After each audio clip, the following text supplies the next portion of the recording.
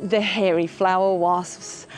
And in amongst these beautiful daisies, there are the yellow-headed hairy flower wasps. They're a type of blue flower wasp called Scolia verticalis, and they're well named for that beautiful metallic blue-black colouring. Their bodies are dark and iridescent and almost black, and their wings are a rich royal metallic blue. Contrasted with their bright yellow heads, they're striking and beautiful, and they stand out amongst the daisies. You could almost describe this scene as flower power meets Star Wars. They're such striking, strong-bodied animals, and they have a really loud buzz in flight.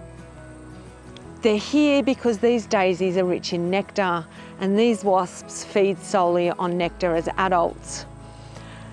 There are males and females that are both flying amongst these flowers, and I can tell the difference because the females have shorter antennae. They're stockier and they have longer, stronger legs. And they need that because the females, after they've mated, burrow into the earth in search of a grub, such as scarab beetle larvae.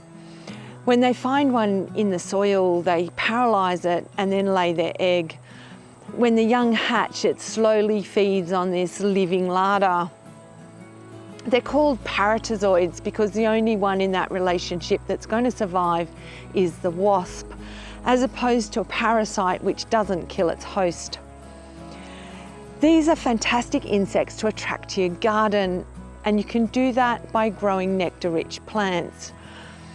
It's really important to minimise any chemical use because they're very susceptible to their life cycle being damaged by chemicals. They're not the only nectar feeders attracted to these daisies. There's honeybees and hoverflies and different beetles and butterflies that are also visiting these flowers. But it's these striking wasps that have really attracted my attention. I love the solitary wasps. They're a little bit clumsy. I love watching the yellow hairy flower wasps as well.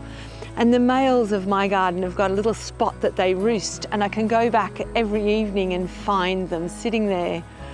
They're really delightful to watch, and the females are large and striking. Although they do have a hefty sting, they don't usually use it. You can always tell the wasps because their eyes wrap around their antennae. They're also much larger than a honeybee. I love finding insects like this in my garden, and for me it's really important to provide nectar-rich plants that they can feed on. I'm Catherine Kermode. I hope you've enjoyed this video. If you have, please hit the subscribe button and stay tuned for the next adventure from my wild backyard.